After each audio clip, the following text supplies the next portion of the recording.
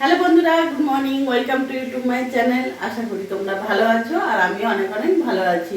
আজকে সকালে চলে এসেছি রান্নাতে। তাই আজকে ঠান্ডা ঠান্ডা ওয়েদার, দুদিন ধরে বৃষ্টি মেঘলা মেঘলা, তাই ভাবছি আজকে কি করব। তাই আজকে তোমাদের সামনে ভাবলাম ধাবা স্টাইলে তোমাদেরকে আমি চিকেন কারি করে দেখাবো। তো ধাবা স্টাইলে কিভাবে চিকেন কারি করি সেটাই তোমরা দেখো। এখানে আমি 500 চিকেন নিয়েছি। এখানে দুটো বড় সাইজের এক বাটি পেঁয়াজ নিয়েছি, বড় একটা টমেটো কুচি নিয়েছি। এখানে আমার আদা রসুন লঙ্কা পেঁয়াজ গোলমরিচ সব মিক্সিতে পেস্ট আছে, এটা আমি হাফ বাটি নিয়েছি। এখানে নুন হলুদ জিরে গুঁড়ো ধনে গুঁড়ো কাশ্মীরি লঙ্কা গুঁড়ো আর কয়েকটা কাঁচা লঙ্কা চিড়ে, আর এখানে আমি হাফ বাটি মতন টক দই নিয়েছি, যেটা আমি ভালোভাবে ফাটিয়ে নিয়েছি। এবার আমি গ্যাস ধরিয়ে নেব। রান্নাটা আমি সর্ষের তেলেই করব। আমি গ্যাসটা ধরিয়ে নিয়েছি। কড়াইতে আমি তেল দিয়ে দেবো।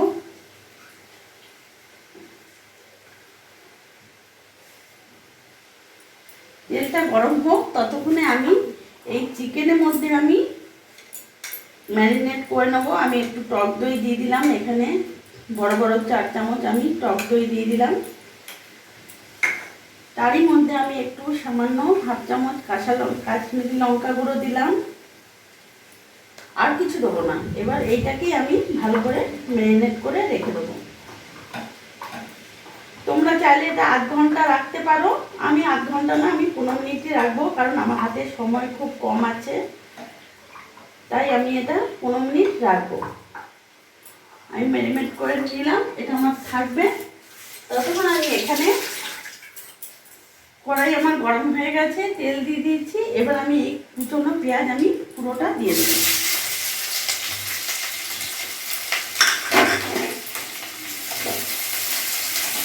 আমি ভালো করে ভেজে নেবো লাল লাল করে।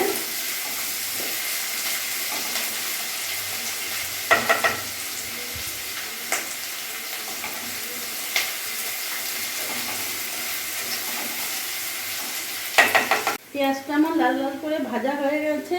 এবার যে এখানে আমার বাটা মশলা আছে, বাটা মশলাটা আমি পুরোটা দিয়ে দেবো।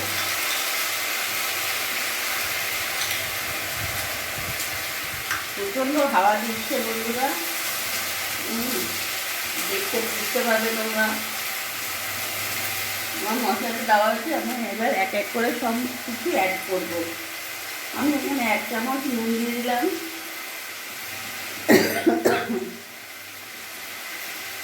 হলুদ দিয়ে দিলাম 1 চামচ, জিরে গুঁড়ো 1 চামচ দিয়ে দিলাম, ধনে গুঁড়ো 1 চামচ দিয়ে দিলাম, আর কাশ্মীরি লঙ্কা গুঁড়ো আমি 1 চামচ দিয়ে দিলাম। এবার আমি এটা ভালো করে কষবো। আমার মশলাটা যেন পুড়ে না যায়, তার জন্য আমি একটু এখানে জল অ্যাড করব।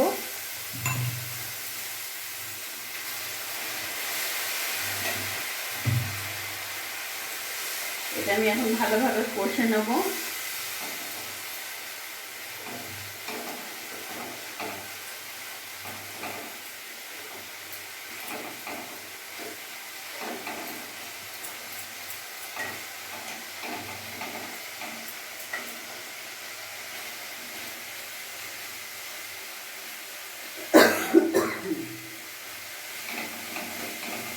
আমার কাঁচা গন্ধটা চলে গেছে।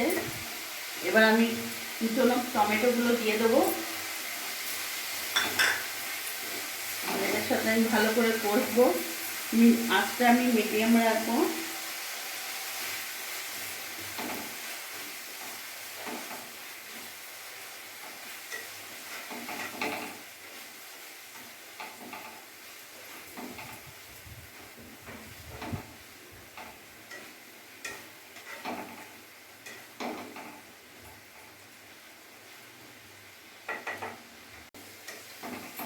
মশলাটা আমার ভালো করে একটু কাঁচা গন্ধ চলে গেছে, একটু ভাজা ভাজা হয়ে গেছে। এরই মধ্যে আমি 2 চামচ টক দই অ্যাড করব। টক দই অ্যাড করে আমি অনবরত এটা নাড়ব, যাতে ফেটে না যায়।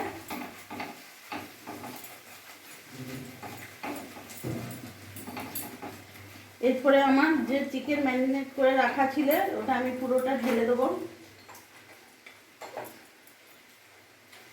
আমি গ্যাসের ফ্লেমটা একটু বাড়িয়ে দেবো। এবার আমি মশলার সাথে ভালোভাবে মিশিয়ে নেব।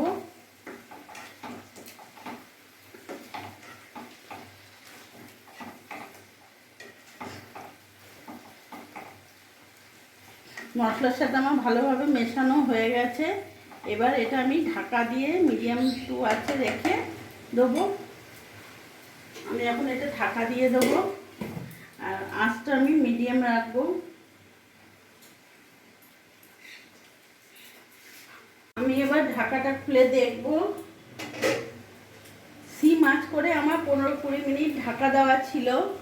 আমার কত সুন্দর তেল বেরিয়ে গেছে মশলা থেকে, মাংস খুব সুন্দর কষা হয়ে গেছে। এবার গ্যাসের ফ্লেমটা আমি একটু বাড়িয়ে দেবো। খুব সুন্দর গন্ধ বেরিয়েছে, খুব সুন্দর কষাও হয়েছে আমার। বন্ধুরা এবার একদিকে আমি জল গরম করেছি, আমি এখানে ঠান্ডা জল দেবো না, আমি এখানে গরম জল দিলাম। এতটাও আমার লাগবে না, আমি গরম জল দিলাম ভালো করে। এটা আমার পুরো ফুটবে। এখন মাংসটা এটা পুরোপুরি ভালো করে ফুটুক। আর আমি একবার ঢাকা আবার দিয়ে দেবো।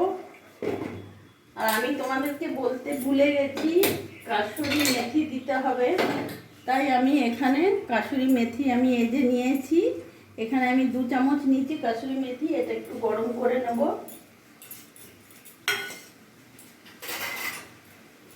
একটু হালকা একটু গরম করে নেব।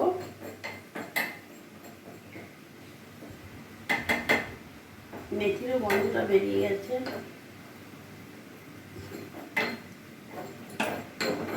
আমি হালকা গরম করে নিয়েছি, এটা আমি পরে দেবো। এখানে থাক এখন গরমে।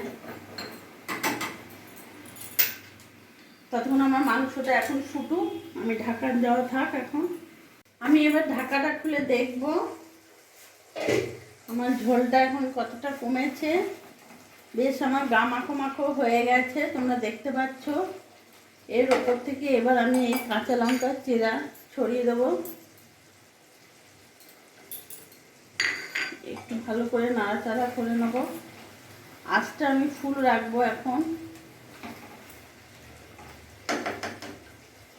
আর এখানে যে আমি কাসুরি মেথিটা ভেজে রেখেছিলাম, এটা আমি হাতের মধ্যে একটু এরকম করে ঘষে আমি এটা পুরো ছড়িয়ে দেবো। কাসুরি মেথিটা দিয়ে ভালো করে আমি নাড়াচাড়া করে নেব।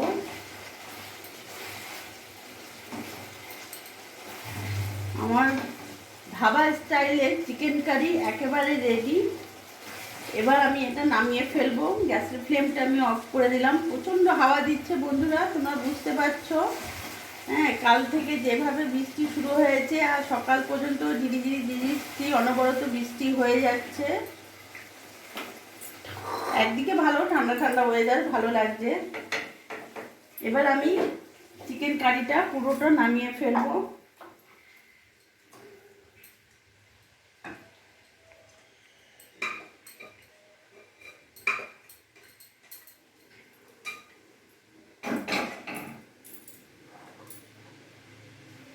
দেখতে পাচ্ছ আমার ধাবা স্টাইলের চিকেন কারি একেবারে রেডি।